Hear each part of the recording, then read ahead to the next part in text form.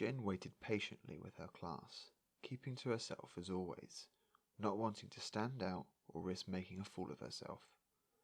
The teacher called them in, and they entered to see a 10-foot glass wall.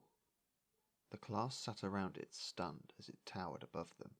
The teacher addressed the class. "Today I have a task for you." The teacher held up a heavy rubber brick. "Your task is to get this brick over that wall. The first to do so wins the prize." Everyone in the class looked at one another, waiting to see who would go first. Jen shrunk down into the crowd. No one in the class moved. "I'll go," blurted a girl who got to her feet and confidently walked out in front of the whole class. "Thank you, Penny," said the teacher. Penny leant over to lift up the brick, surprised by how heavy it was.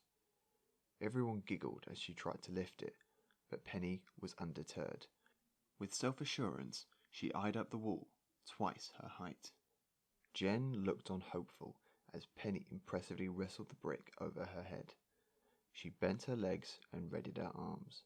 She launched the brick into the air, only for it to fly a few inches out of her hands before crashing back down to earth, leaving Penny squealing as she dived out of the way. The class burst into hysterics, seeing Penny lying on the floor. Jen's hope faded as she settled back into the crowd, daring not to follow in Penny's steps, seeing everyone laugh at her. However, Penny did not appear embarrassed at all, getting back to her feet and seemingly taking no notice of everyone laughing at her. She picked up the brick and looked around the room. She fetched herself a chair and stood on it before throwing the brick again. Still, the brick was not high enough and quickly came crashing down, hitting the chair and bouncing away. Again, the class happily sat back and sniggered as she failed. Penny tried again, stacking more chairs on top. She carefully balanced herself on top, ready to throw, only for the tower to topple and she crumbled to the floor in a heap. The class laughed louder than ever before. Even Jen struggled to hold back her giggling. Still, Penny got to her feet and tried again. Over and over, she tried and failed, with no one else willing to try. Eventually Penny was stumped and had to think outside the box. "Am I allowed help?" she asked. The teacher nodded. Penny looked around the class for someone to pick. Jen froze, watching as Penny's gaze moved towards her. You're the right height." Jen shrunk, seeing everyone in the class look at her, some already anticipating the mess they were about to see. Jen painfully stepped out and joined Penny. "I'll get on your shoulders." Jen reluctantly helped a clumsy Penny climb onto her shoulders, the cackling already building. Penny picked up the brick. She swung her arm back, ready to throw, but in doing so lost her balance.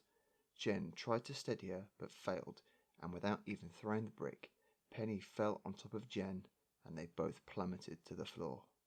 The heckling filled the room. Jen had never felt so embarrassed. She wanted to hide away so no one would ever see her again. She hung her head in shame as a hand extended her way. To her amazement, Penny, still unfazed, helped her to her feet. "This time you go on my shoulders." Jen was not enthused, but couldn't say no. As Jen nervously climbed on Penny's shoulders, her attention still on the chuckling crowd, so scared to mess up she could barely move. "You'll need to jump," said Penny. "I can't jump from here, I'll fall," Jen whispered back. "It's fine, I'll catch you." Given Penny's previous falls, Jenny was not so confident. "I'm not jumping. I'll just make a fool of myself." "Fine, then I'll jump." "What?"